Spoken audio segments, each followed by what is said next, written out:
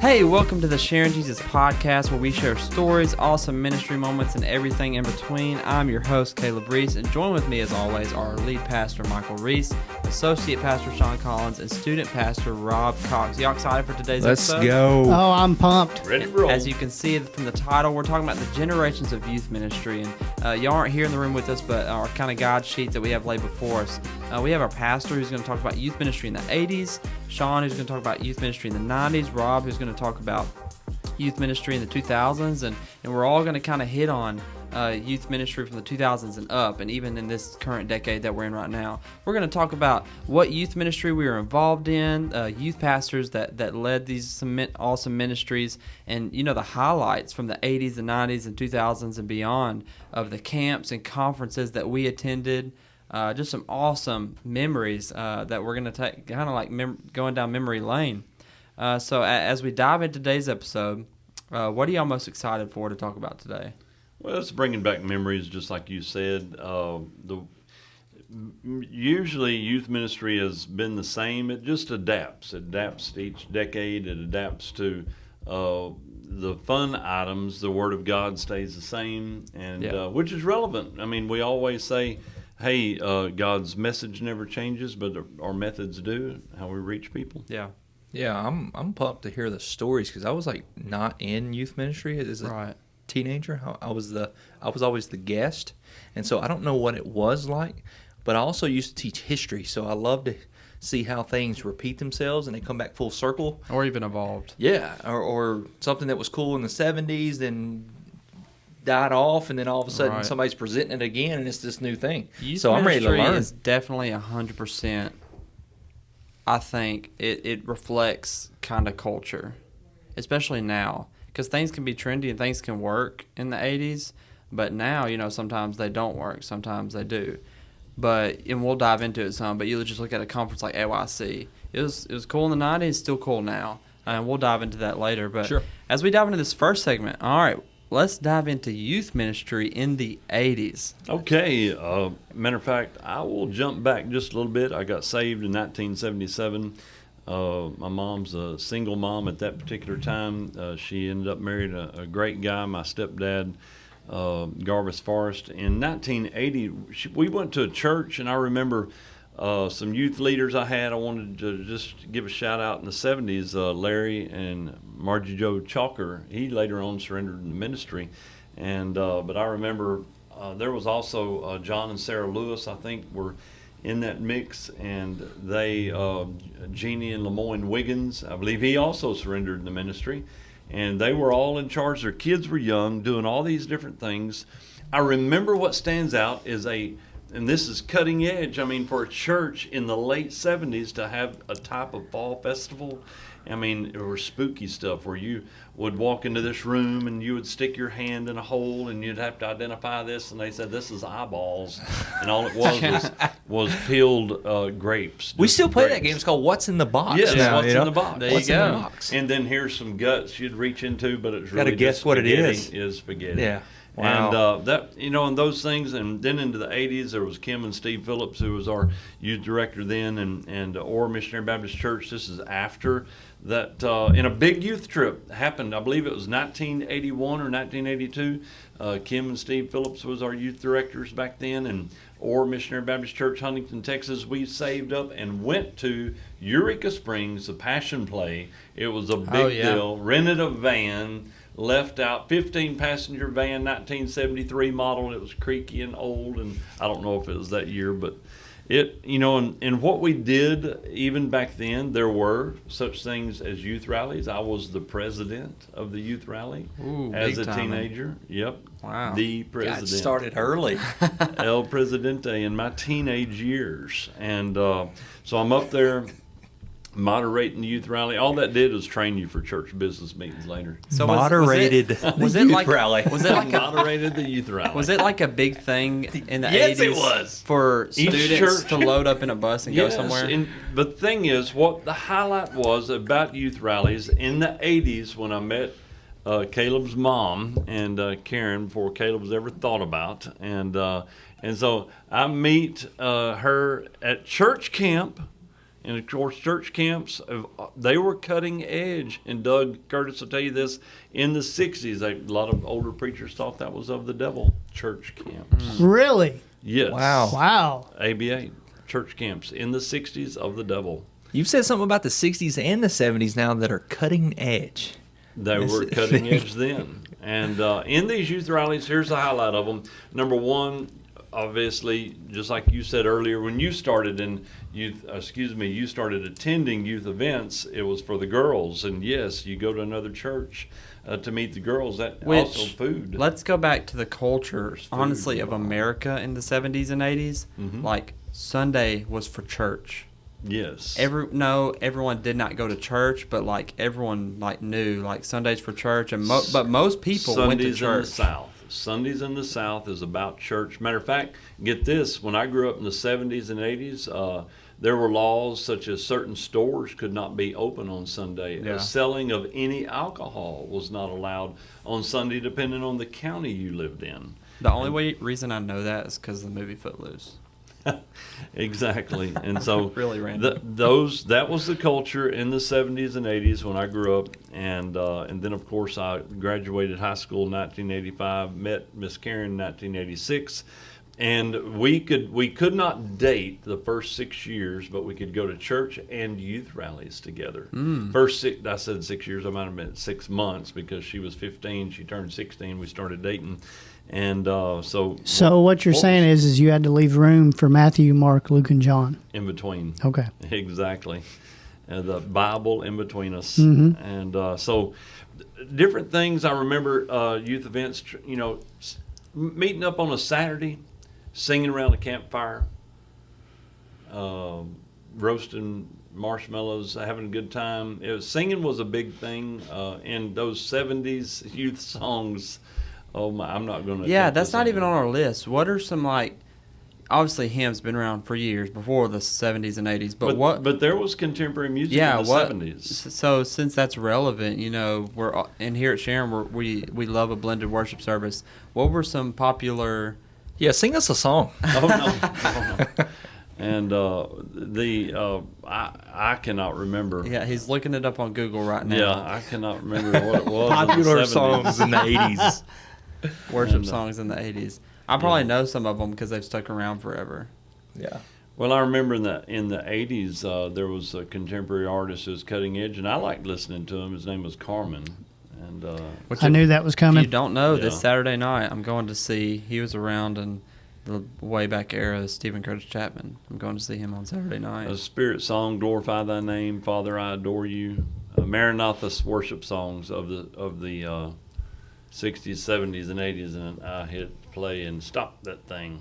Okay. Campfires and s'mores and singing cool songs. Mm-hmm. And that was a big thing. Was church camp the highlight of the youth groups in the 80s? And that's a good question. I did not go to my first. I don't remember first time ever feeling that homesick. My mom sent me to church camp in 1978, I think it was. Mm-hmm. First time I'd ever been to church camp, staying away from home for a whole week.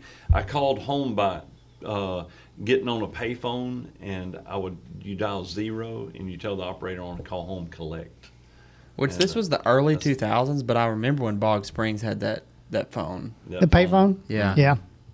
Yep. And so it goes way back when. There would be the big line. There would be a line. Well, that's awesome, and we can keep stepping forward. Sean, we're going to step into the 90s. Yes, going to the 90s. You were in youth ministry. Pastor surrendered to the ministry early on, starts pastoring. He's involved in youth ministry.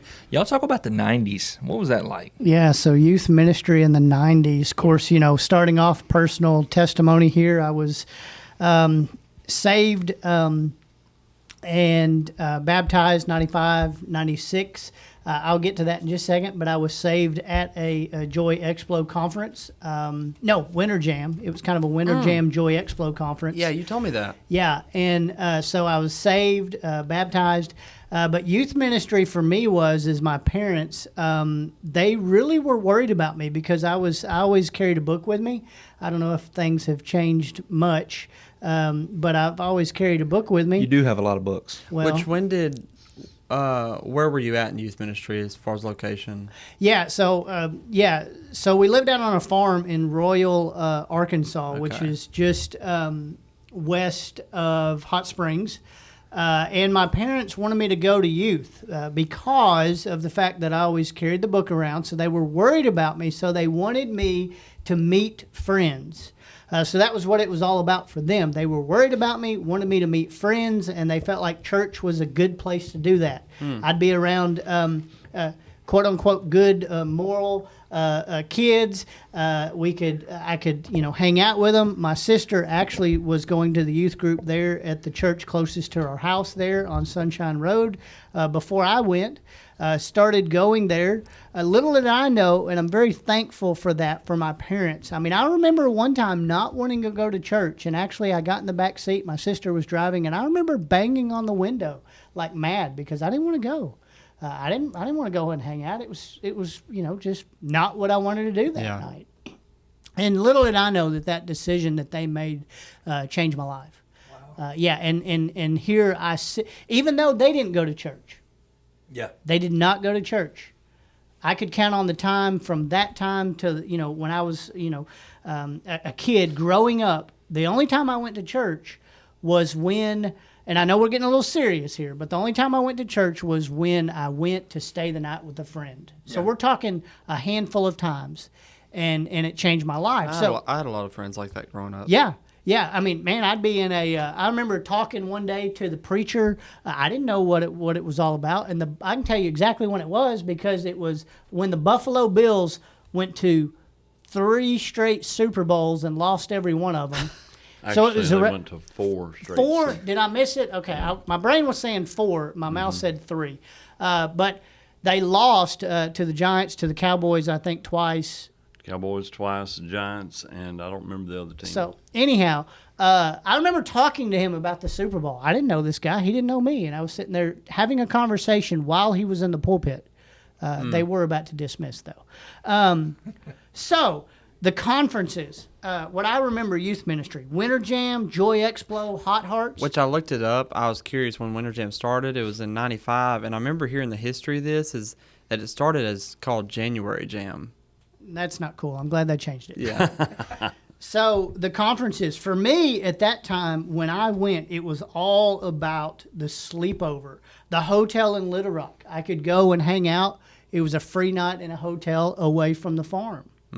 So, and see, Rob, we miss out on this being in Benton right now. When we go to Little Rock, We just go home. oh, it's just so close. Let's just drive back home. Yeah, we but come home. man, I missed that, and I'm like, man, I've thought let's about not doing sell 'em short hotel here. rooms, even on a short 20-mile trip, like just to get that experience. I've thought about that. Well, and talk about experience too, because I mean, you are in charge, and of course, boys are here, girls are here, gonna bring youth you. leaders.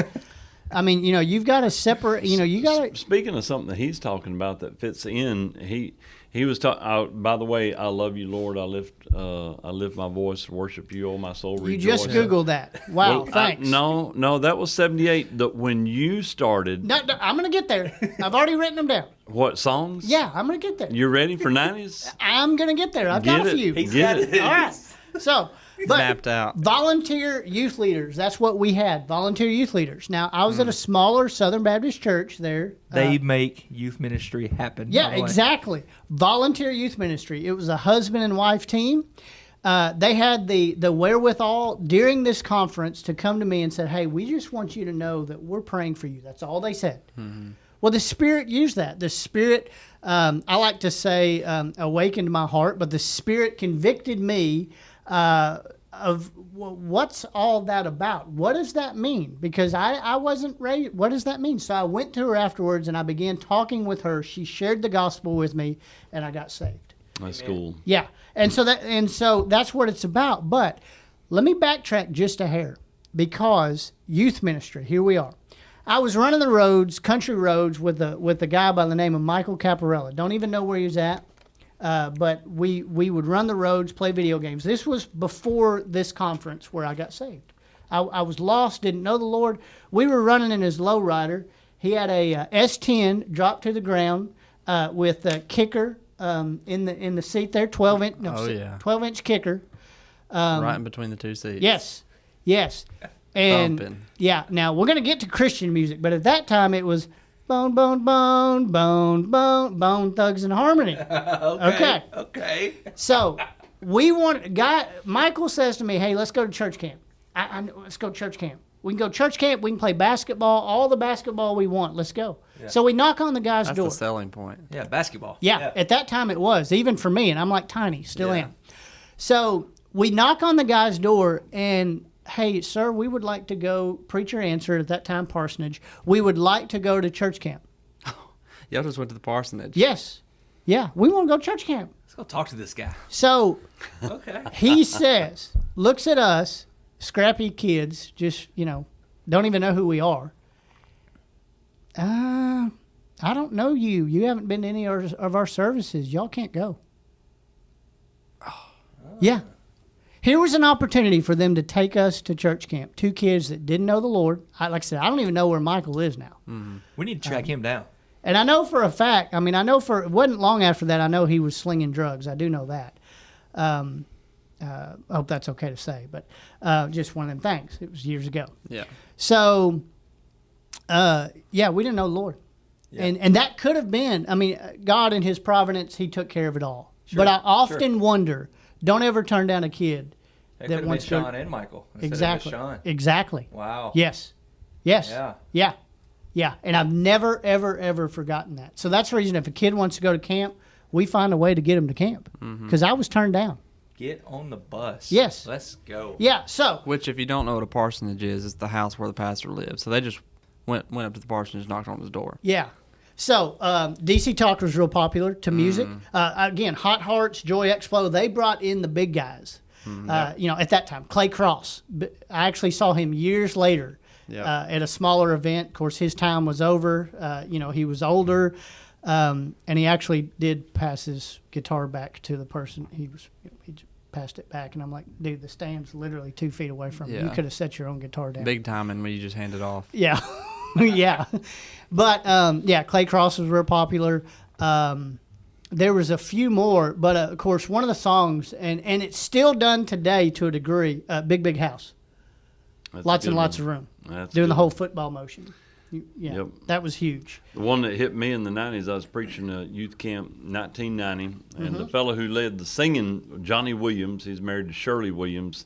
Rich Mullins, Our God is an Awesome God. Yeah, That was I was real listening to a popular. podcast the other day, and I encourage everybody to listen to different podcasts. But Chris Tomlin, everybody knows who he is, been around for years.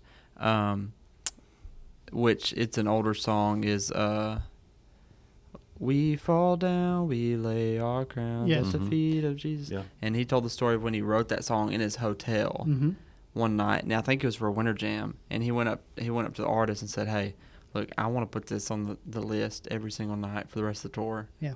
And so he said it's going to be a big hit. And he was like, "Chris, you're crazy."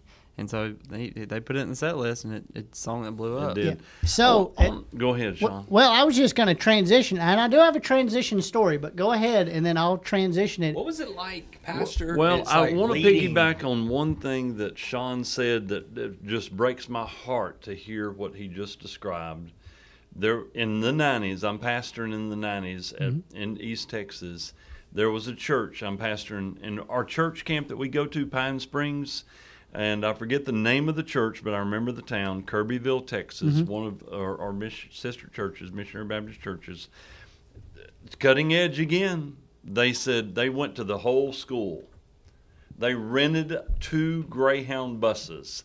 Anybody that wants to go to church camp, come. That's what this church did. This church did. Cost them $3,000. Yeah. Well, I mean, Wow. that's And well worth it. they and guess what? Yes, but the thing is, they had to come up with enough sponsors for each of these kids, and by all that money, it wasn't the fees of the church camp. It was the transportation involved, and renting the everything. buses. renting the buses, Greyhound buses, yeah, they're yes, not free. and the big bluebirds. But I that year had brought probably about 35 to 40 kids. Our biggest year, I think, was 52 kids.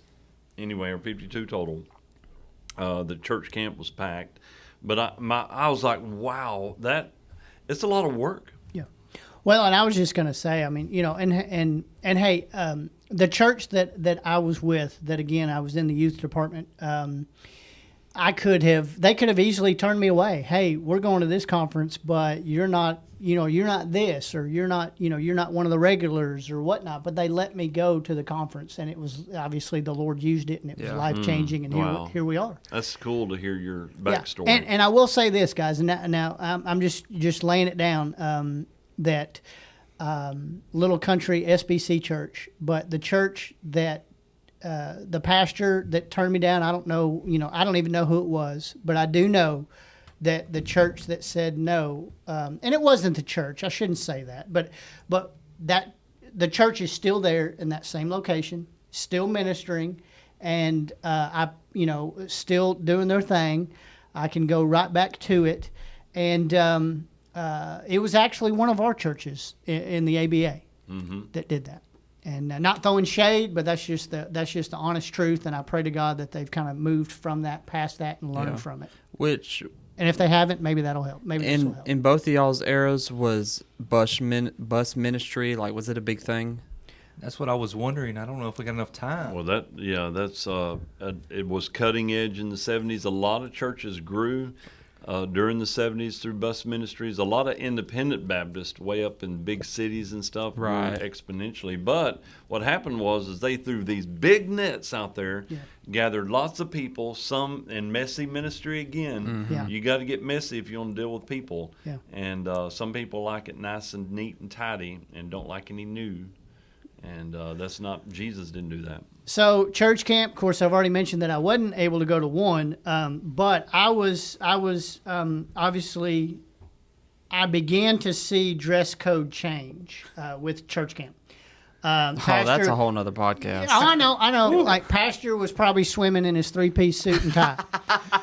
But I began to dress see. codes coming soon. Yeah, I began to see. I was part of the groups that you saw that, they still had the whole you couldn't swim together thing. Plus, in worship, you had to wear a certain thing. I began to see that changing during the early parts of my ministry when I started. But here's the transition story right here. So 99, 2000, right about in there, we got a dunking booth. Okay, we got a dunking booth out on the parking lot, and we bring it in, and I get in the dunking booth. Well, what do?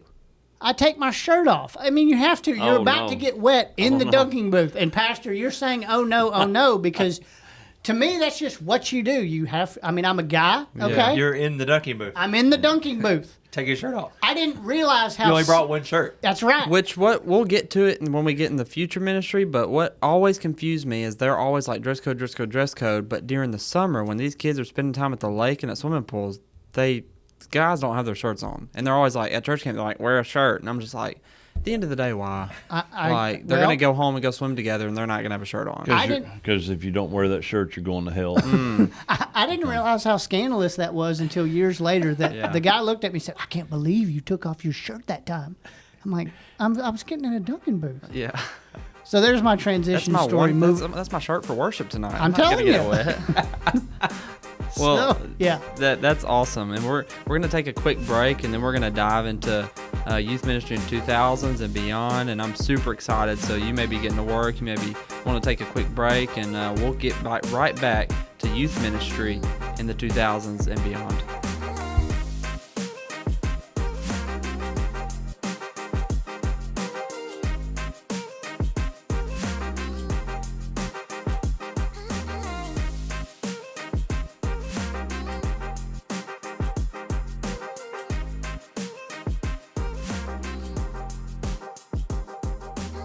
Hey, welcome back to episode 7, Generations of Youth Ministry. In our first segment, we talked about youth ministry in the 80s with our pastor and youth ministry in the 90s with our associate pastor, Sean Collins. And with our student pastor, Rob, we're about to dive into what youth ministry looked like in the 2000s. Then we'll all kind of dive into what it looks like now in 2000s and beyond. So, Rob, we're in the 2000s. What age were you? Let's say 15, 16. What year was that? Or you can go 12, 13, and kind of in the youth ministry age. Graduated 2008, so I was 18 then. So yeah, I was 10 in 2000. So yeah, starting to enter into my teen years in the early 2000s. Yeah. And youth ministry. Be honest with you, I don't really know what it looked like as a student. Now, where were you located? I was in Camden, Mm-hmm. Ouachita County, South Arkansas, South Central. And I was always the guest. I would always go, big events coming up, I'm there. Yeah. You got me? Like what big event though? Give me something here. We went to one. I remember a church in a smaller town that I actually graduated with. It was up in Branson. It was kind of like Winter Jam, but it was. They still do that. Yes, it's still going on. I went to that one. I know what you're talking about. Yeah, like Skillet was there. Some big names. Oh, Extreme Winter. Was that it? Something. Yes, it was something Winter. Yeah. And went to that one. It was free trip, like Sean was talking about. Hotel room, free trip, get some meals paid for, and go to this event. Sure, right? Yeah. And the most memorable ones probably the lock-ins, and I think they had these a lot. But the lock-ins in Little Rock at Wild River Country, they were like big deal, right? Was it just one church or a bunch of churches? No, it was like packed. It was a packed event. Church-wide or churches. Yeah, it was church sponsored. I don't even know. They said, "Hey, we're going to Wild River Country, and you can ride the stuff as many times as you want all night long." So all night they would run Wild River Country. Yeah, like it was totally operational from like 9 p.m. to sundown to sun up. Yeah, and so we're That's like crazy. Leaving wee hours of the morning, and sun's coming up on the way home. Which if you want to revive, I think Wild River Country's for sale. If you want to try to revive it is. Yeah, it is for sale. Have you seen the pictures? What's our budget like? You think we can buy that, turn it into a ministry? We might could. It looks pretty rough. Be the next level. Yeah, it would be big. It would be big. $1. Yeah. Did y'all do anything Friday night? Like, I know at football games, high school football. I'm glad you said that. Something as an athlete. Fifth quarter. Fifth quarter, that was it. Quarter Instead of the 19th hole, it was the fifth quarter. Yes, and we would do the fifth quarter some. Yeah, I do remember that. That was in my early teenage years. Totally forgot until y'all said that Friday night. Thank you, I did Sean. too. Wow. Food. That's why I'm here. Teamwork. Free food? Yeah, I'll go. Pastor has put together some of those fifth quarters. Yeah. Sharon. Even the after prom events too. Yeah, we had the most amazing. I don't know who came up with the idea. My brother-in-law married to my sister, Richard Hayden. He's all into fireman safety and rappelling and paramedic and all kinds of neat stuff that he does. Sounds like MacGyver. He came up with ropes courses. Okay. And so that's right. We did ropes courses as a big youth event, and you could climb, and it's all pretty cool safety. He would in the back. I was the safety guy for Trey Emery. Yeah. Trey Emery climbs the Jacob's ladder. He's 24 feet in the air and he lets go. And I'm the safety guy. Our gym I could go flying up. Our gym was steel beams, so he made ropes courses in the gym like with the steel beams. It was really cool. And a 300 or 400 foot zip line out back from a huge tree tied to the back of the church van. And it was 42 feet in the air. Yeah, 42 feet in the air. It was crazy. Well, we came up with the idea to do it after prom, and so after prom, everybody came out to the church and did a ropes course all night. We had a bunch of food to go with it. That's pretty cool. Yeah. Well, yeah, man. Just like back to it. It was free food. Yeah. They had fifth quarter, be a bunch of goofy stuff. I even remember this was back. I don't know. It was Aaron Williams. He's a worship leader. He used to be at a church. Now he's with Joel, I think, and that's where he got started. Still in the Central Arkansas area.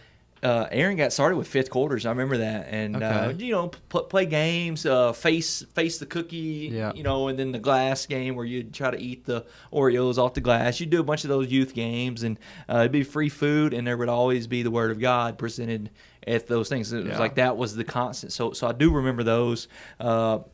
When I was younger, they'd get you on stage, junior high kid, you'd have to act out the Father Abraham song, and then it'd get quicker and faster and faster and faster, and it was just goofy stuff. So obviously church events and like church in general was popular in their era. Sunday, Wednesday nights. Was Wednesday nights a thing in the early 2000s? I would say yes. It was probably way more popular back then than it is today. Now we're competing a lot, it seems like, and I'm getting into my this age, but Yeah. we're competing a lot with these schools. And I'm not even going to throw this on the parents, but it's just the culture nowadays. It's like, hey, if we're not going to do this, somebody else is. It's like it's fear driven, and we got to do this. And Yeah. so you see a lot of makeup games and other events being scheduled on Wednesday nights. Whereas back when I was in the 2000s, growing up, whether or not I went to church or not, I was talking about this just the other day with my wife Haley, and we were talking like, there might be a championship baseball game going on Saturday night. It might be at midnight, 1 a.m. But you're finishing. There's no games on like Sunday. Yeah. Like, there's no games, and now you see it. It's all day Sunday ball tournaments are being Well, played. it's all days Friday, Saturday, Friday, and Sunday. Saturday, Sunday. But Sunday was never a thing back then, and now you're seeing it a lot filter into the Wednesday night even.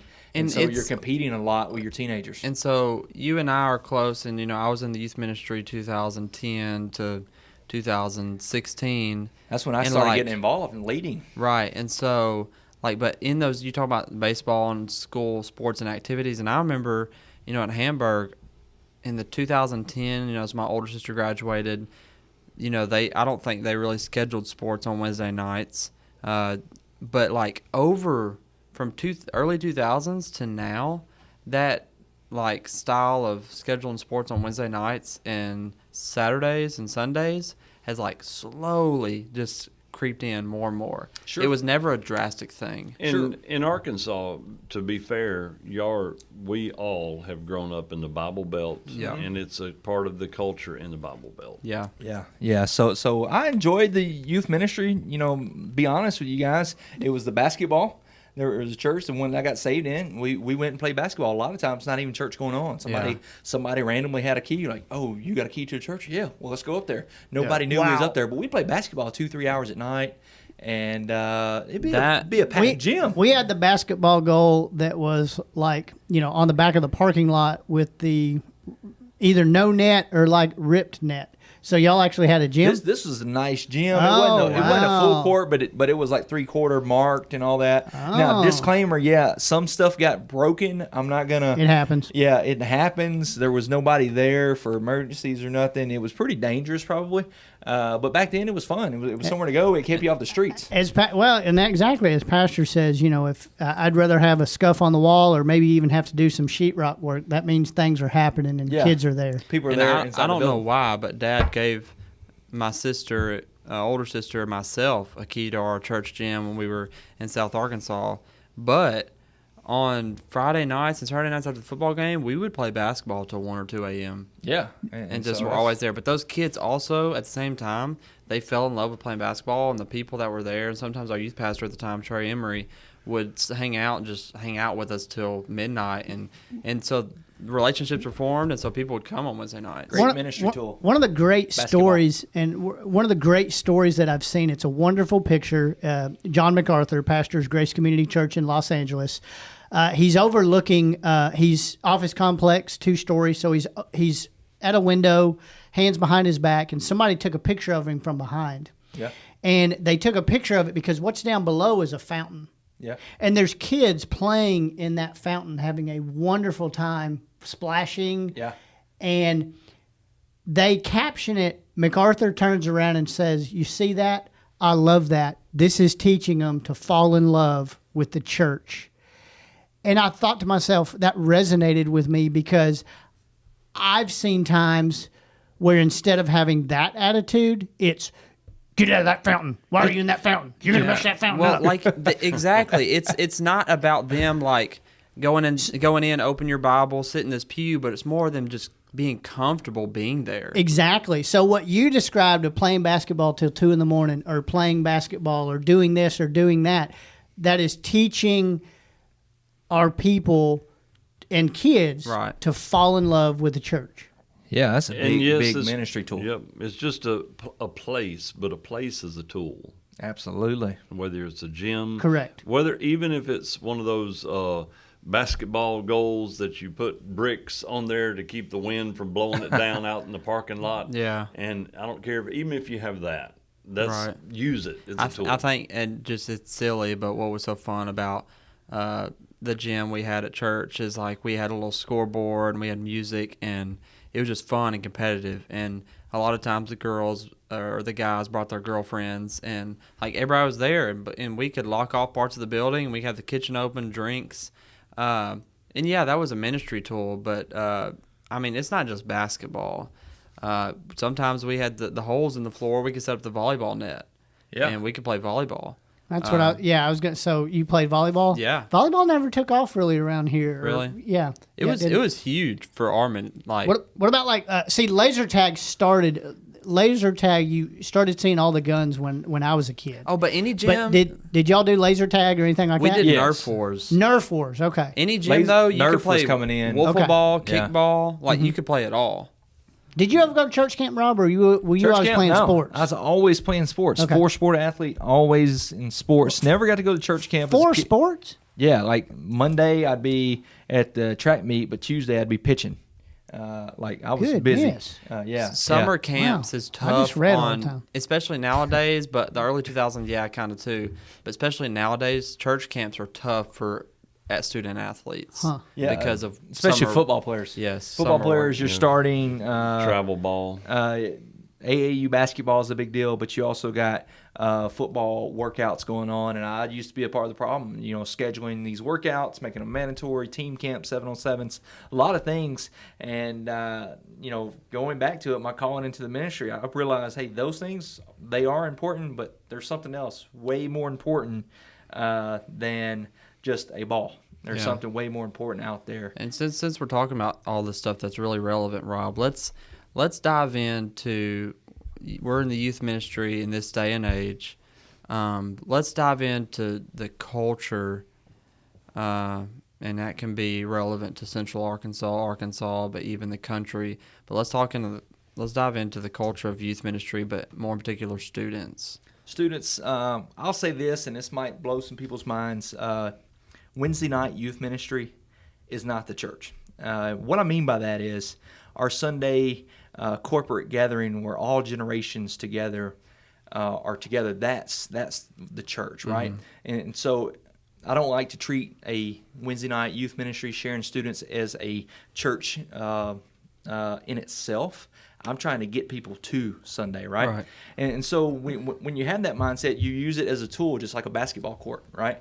And so you're talking to kids, forming relationships, trying to give kids rides home.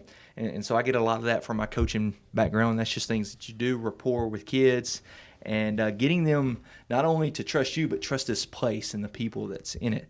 And so youth ministry now, and Pastor's been saying it, you see a lot of the cutting edge stuff begin in youth ministry. I think a lot of it is, tried there first. Let's see if this small group thing will work. Right. Then you find out, it's like the biggest and best thing. Well, let's try it on, some churches do it on Sunday mornings, some churches do it on Sunday nights. They call them life groups, and you see this thing start filtering in. So the cutting edge stuff, I think, really starts in youth ministry. And you see a lot of the quote unquote cool stuff, I guess. A lot of the kids, we go to these conferences, right? We go to all these, the winter jams that Sean was talking about. Winter jams, the Arkansas Youth Conference is big. And for some reason, we have this idea that there has to be all these lights and this cool stuff, right?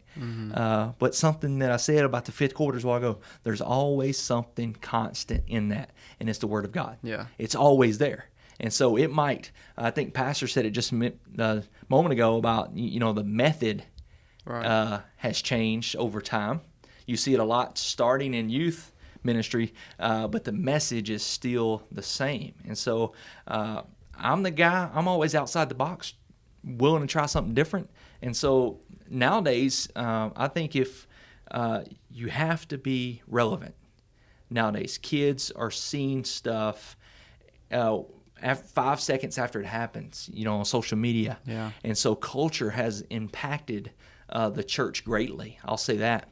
But not in a negative way. Maybe the methods have been affected by culture. But what I'm trying to do is get the students to impact culture, right? It's impacted our method, but let's get our message and go out there and impact good. one of my impact the favorite world. one of my favorite student pastors. He is. I mean, I don't His know. name's Rob, right? Yep. Okay.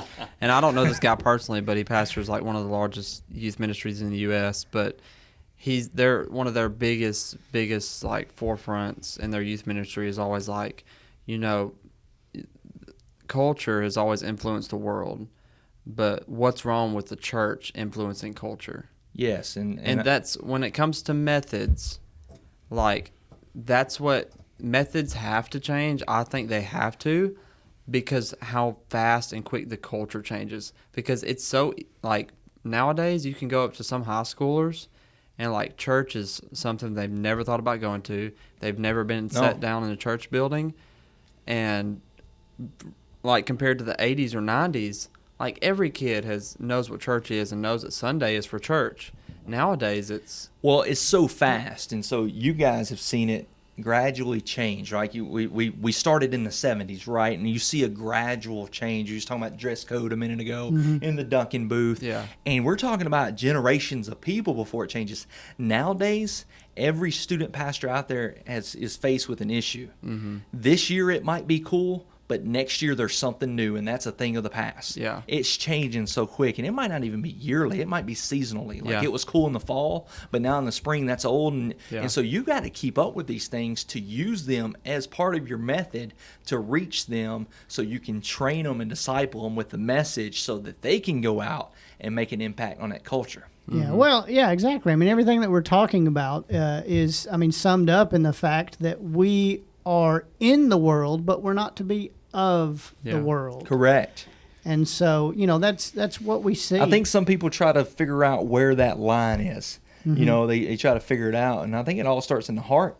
The heart behind it all. Yeah. And so if you're just going out there and hanging out with people in the world and doing the things that they're doing, but you're never influencing them, and you're just a follower of them. You're now a part of the world, like you're of the world. Yeah, and one of the things that we have to remember as believers in Christ, and perhaps this will help somebody, but our hearts, of course, when we're talking about being in the world but not of the world, our hearts are in heaven, if you will. That's what we need to be focusing on that. But our hands and our heads are here. Yeah. And that's where the serving comes in. That's where the loving comes in. That's where the listening comes in. Sure. Because, in my experience, that's where, and, help me out, guys, that's where, like, when we're dealing with teenagers today, because I can't stay up with the language anymore. I feel old now. I really do. Yeah. Rob, you're going to get there. I'm already there. You've been playing softball.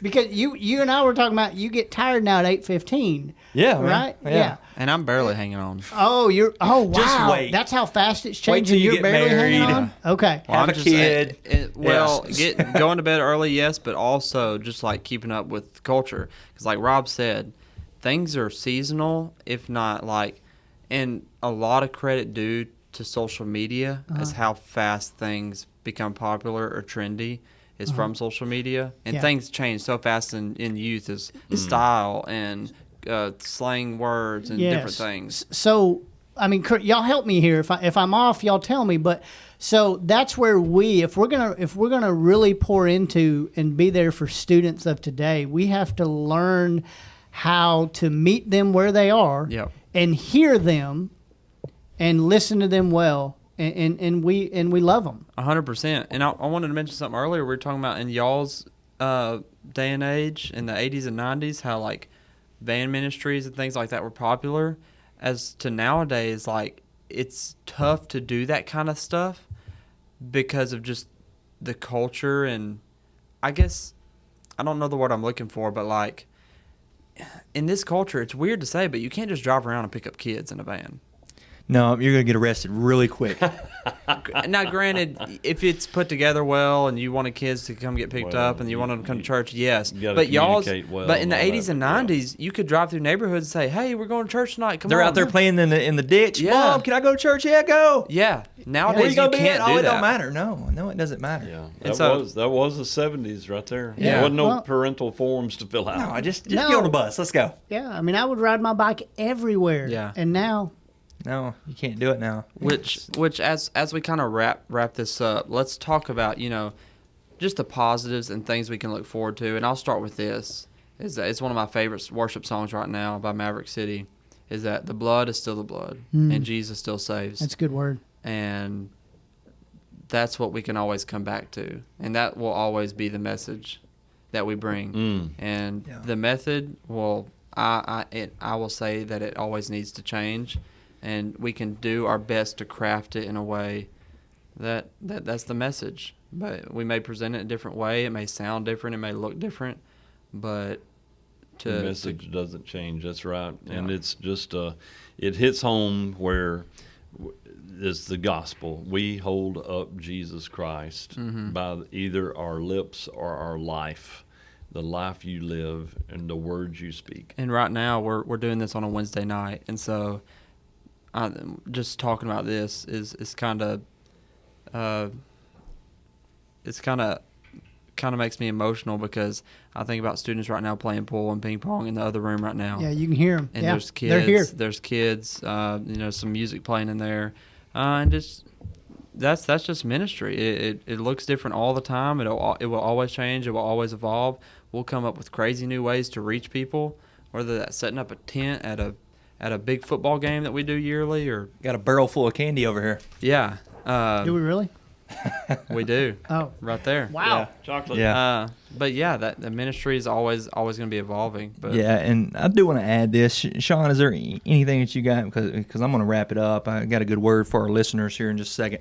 Yeah, I was just going to say. I mean, youth ministry is important, because I was and I'm smiling while I'm saying it. I was a teenager when I got saved. Yeah.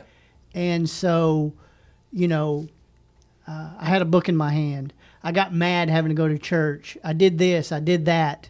But God providentially, saw that, I sat under that teaching and that preaching that y'all are talking about, and the word from youth volunteers. Yeah. And they loved me enough to take me and to pour into me. And I'm here as a result of their ministry. And so, Rob, Caleb, Pastor and I love y'all. We can't do it anymore. We're old. We're old and crotchety. We like to have fun, but Amen. But we just love y'all and support what y'all do, because these kids matter. Yeah, and I'm just gonna give an encouraging word for any listener that's on here. If you're a youth volunteer, a parent, maybe just a church member, and maybe you have an influence of some sort to some family members, some teenagers or something. I will say that on our sheet here it says youth ministry is important because ... I'll say this, and you might disagree with me, I don't know, that youth ministry outside of Sunday morning church is important, but it's the most important ministry, I believe, that we have in our churches today, and here's why. When you're 12 to 18 years old, that's a very big time in your life. You see a lot of stuff. You do a lot of growing up. You're influenced by a lot of things. And that's a time for the church to step in and let them kids, those teenagers, fall in love with the church, right? Mm-hmm. Because here's something that I regret till today, is that I was saved at a young age, and I'm very thankful for churches that have programs and things. I was saved at 11 years old. But I was not living for Jesus at 11 years old all the way till I got involved in church and when I was 23. And so I'll say this, it's the most important because when they get to 18, they're going to realize one day that the class that they graduated with, I don't know how big it might be, but they have a sphere of influence that's going to be the biggest that they'll ever have in their life, for the most part. I graduated with 62, whopping huge class of 62. And everybody knew you. Everybody knew me, and we all knew each other, but I wasn't living for Jesus. And how many lives could I have impacted then if I would have been plugged into church, would have been discipled, and would have been sent out with a message? That's right? a mission field. Yes, our schools are the biggest mission field in the world. Is the schools in the United States. I'll say it. That is the biggest mission field in the world, is our schools. And I want to send out as many people as we can, but it takes everybody. It's not just the youth pastor. It's got to be the parent. A parent the other night told me our most important priority right now is our son. making sure he's at church. He's hearing the gospel. I was like, wow, I have hope, right? And so for my volunteers out there in church, thank you guys. Parents, thank you guys for having them here. But let's all pour into our teenagers because they're out there in the hallways with the world, and we got a message to tell. And so we all need to realize that, hey, those people are the biggest missionaries that we have, and we don't even know it. But let's equip them to go into the hallways to change the world.